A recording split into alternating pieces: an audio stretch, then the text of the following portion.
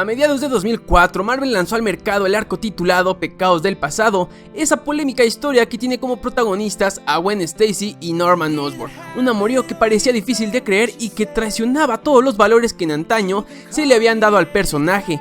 A más de 10 años de su publicación, siguen existiendo muchos rumores y secretos en torno a esta historia escrita por Michael Straczynski y dibujada por Mike Deodato Jr. Por ello, en el siguiente video te doy 5 datos sobre esta historia que te ayudarán a comprenderla mucho mejor.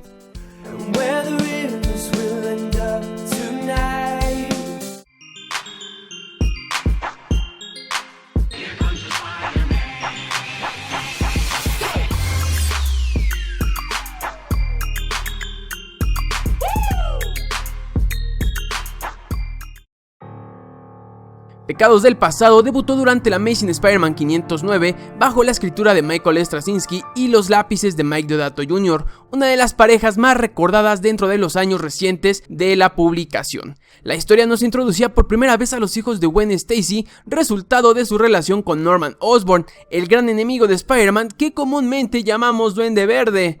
Genéticamente alterados y con la mente envenenada por Norman para odiar a Peter Parker, estos gemelos tienen como única misión arruinar la vida del trepamuros para de alguna manera vengar la muerte de su madre, terminando como la mayoría de las historias del trepamuros, Peter encontrando la luz al final del túnel y logrando salir de este tremendo agujero que se ha convertido en una aventura reflexiva sobre su pasado, su amor por Gwen Stacy y su carrera como Spider-Man, por no decir que añade más leña al fuego a su rivalidad con Norman Osborn.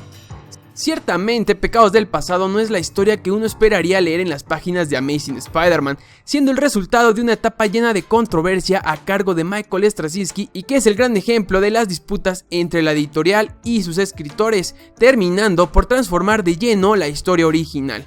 Para entender el origen de esta historia tenemos que echar un vistazo a la carrera del escritor con Spider-Man y su deseo de hacerle ver al lector la verdadera edad de Peter Parker, y es que Peter apenas tiene años siendo Spider-Man en el canon original de la editorial, pero llevaba más de 40 en las páginas de los cómics en esos momentos. Este dato es reforzado con la llegada de Ezequiel, personaje que no es más que un ensayo de cómo luciría Peter en la actualidad, envejecido por el paso del tiempo, y es que el escritor no se cansó de jugar con estos detalles, ofreciendo al lector historias más adultas y llevando al personaje a una reinvención natural. Para Pecados del Pasado, Straczynski ideó que los hijos de Gwen en realidad fueran de Peter, dándoles una edad adulta, siguiendo con esta dimensión de tiempo y edad. Así deberían lucir los hijos de ambos personajes en este entonces. Este hecho para nada gustó a Marvel, que pensó que este movimiento terminaría envejeciendo a su protagonista, deformando la trama central para crear una de las historias más sexistas que tiene Spider-Man, derrumbando muchos de los valores otorgados en la Edad de Plata, misma que es criticada durante toda la estadía del escritor con Spider-Man. A más de una década de su estreno, muchos lectores se siguen preguntando el hecho de si esta historia es parte del canon del personaje, sobre todo después del semi-reinicio que Marvel marcó a partir de One More Day, que inclusive deshizo el matrimonio entre los Parker. La única respuesta a esta pregunta es sí. Pecados del Pasado es parte del canon y esto solo es reforzado con la aparición de Gabriel Stacy, quien es mencionado después de One More Day por allá del evento hijo americano durante el número 598.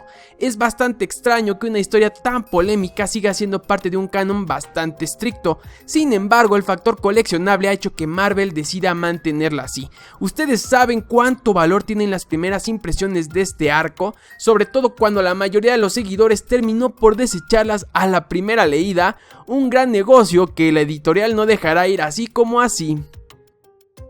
A pesar de todo, aunque el inexacto canon de Amazing Spider-Man marque a la historia como parte de la continuidad, ningún escritor ha querido regresar ese hecho a las páginas. Bueno, más bien un escritor, el único que ha llevado la serie después del famoso quesadazo. Dan Slott ha repetido en diferentes ocasiones que no le interesa lidiar con esa parte de la historia, en realidad no la toma en cuenta, haciendo como si nunca hubiese existido, reforzando la confusión entre los lectores por saber si se trata o no parte del canon. Para el escritor este hecho jamás ocurrió, y eso lo plasmó durante el evento de Clone Conspiracy, donde Gwen regresó de la muerte y jamás se mencionó ese pequeño detalle.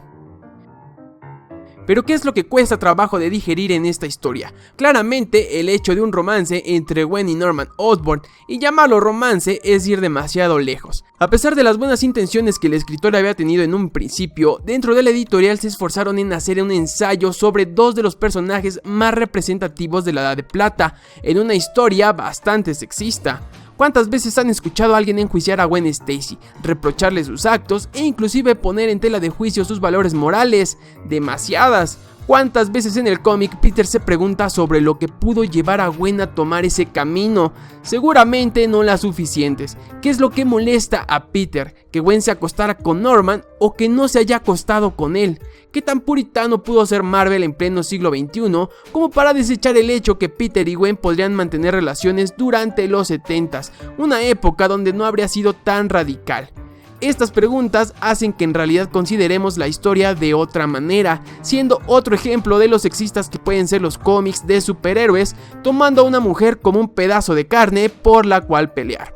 Si algo se le puede criticar a la editorial es ese enfoque que le dio al argumento, haciendo de Peter Parker un ser algo machista, más preocupado por un affair sexual que por los sentimientos de la mujer que supuestamente amó. Pecados del pasado es una historia tan reflexiva y compleja que podríamos pasar horas debatiendo sobre ella sin llegar a una conclusión que agrade a todos.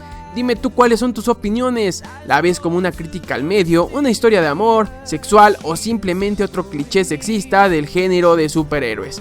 Házmelo saber todo en los comentarios. Recuerda suscribirte al canal para saber esta y más cosas sobre Spider-Man, seguirme en mis redes sociales y compartir el video con todos tus amigos. Nos vemos, hasta la próxima.